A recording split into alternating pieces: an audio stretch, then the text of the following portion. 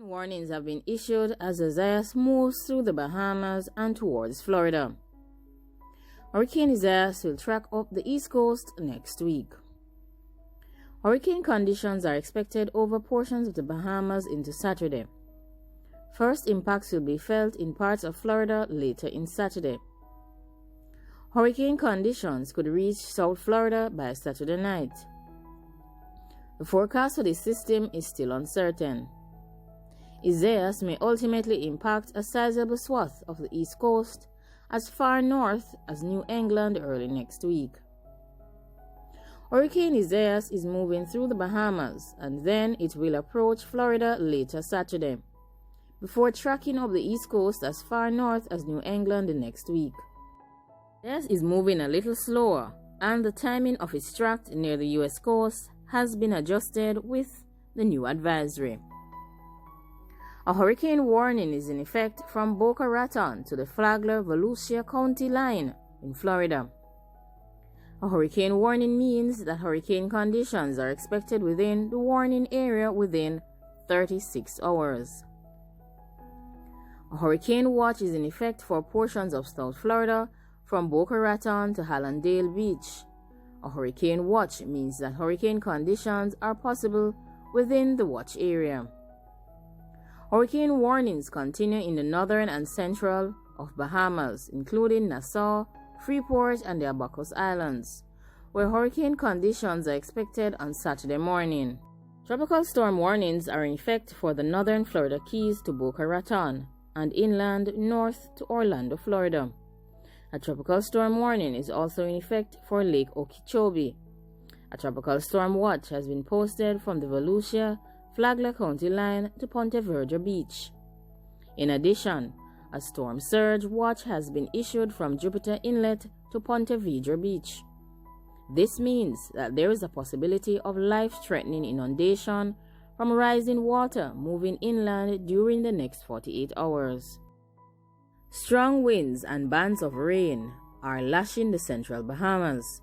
Conditions have deteriorated in the northern Bahamas. Wind gusts over 50 miles per hour were measured in Turks and Caicos late Thursday night and early Friday. The National Hurricane Center has projected that the path shown for the system will likely be located near Florida's east coast this weekend. Early next week, Isaias will then gradually turn northeastward near the southeast coast. There are still a number of reasons for uncertainty in both track and intensity. A key question moving forward will be whether Hurricane Isaias' high wall scrapes along the coast in Florida or further north, or if the damaging and dangerous wall of wind will remain offshore. Residents of Florida will remember that the eye wall of 2016's Hurricane Matthew laid just offshore as it moved northward parallel to the Florida East Coast. Much of coastal east central Florida received wind gusts of 60 to 80 miles per hour, but Cape Canaveral, a section of land that just out less than 15 miles into the Atlantic, received wind gusts well over 100 miles per hour. These higher winds caused millions of dollars at NASA's Kennedy Space Center. This is the difference between being in the eye wall of a hurricane versus just outside of the eye wall. Landfall in Florida may or may not occur, but remember that the eye of a hurricane is its least impactful zone. In the near term, or up until northeastern Florida, the forecast path will lean on the storm's intensity. A weaker storm will get closer to Florida, while a stronger storm will be pushed further east. As Isaias makes the turn northeastward, the forecast track is going to lean heavily on steering features in the atmosphere. The Bermuda Eye and an upper-level dip in the wind flow over the Mississippi Valley. Isaias is expected to make a northward, then northeastward turn early this coming week. But exactly when and how sharp that turn occurs will heavily influence impacts in Florida and along the East Coast. It is dependent on the exact orientation and strength of those steering features. From there, Hurricane Isaias could pass near the Carolinas between Monday and Tuesday, then sweep quickly near parts of the northeast seaboard as far north as New England on Wednesday and Tuesday. Additional strengthening of Hurricane Isaias is not anticipated. Please remember that it is battling unfavorable upper-level wind conditions, a vertical wind shear, which works against tropical cyclones. Dry air is also present, and this limits the strength of Isaias. This has kept much of the storm's rainfall on its eastern side, according to radars in the Bahamas, but it is also having a curtailing effect on the storm's intensity. Further north, land interaction with Florida could weaken Isaias on Sunday. Isaias is expected to arrive near South Florida late Saturday or early Sunday as a hurricane, and in central or northeast Florida Sunday night into Monday. This could result in at least some rain, wind, high surf, and coastal flood or storm surge impacting Florida this weekend. Isaias is producing strong wind gusts and bands of heavy rain over the northern and central areas of Bahamas. Conditions are improving in the southern Bahamas and the Turks and Caicos.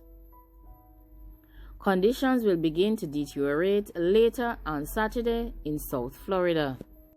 Tropical storm conditions could occur as soon as late afternoon in South Florida, but are expected by Saturday evening. Hurricane conditions will reach the Florida coast Saturday night and will spread northward through Sunday. Winds will be strongest near the coast and in high-rise buildings. Into Saturday evening, the strongest gusts will be touching the coast of Florida. Tropical storm force winds are also possible further north. There will be possible impacts in the mid-Atlantic and the northeast regions. Residents along the east coast from Florida to Maine should monitor the progress of this system very closely. A dangerous storm surge is possible along Florida's east coast and in the Bahamas. A dangerous storm surge of up to 3 to 5 feet above ground level is forecast from the National Hurricane Center in areas where winds will blow on shore in the Bahamas.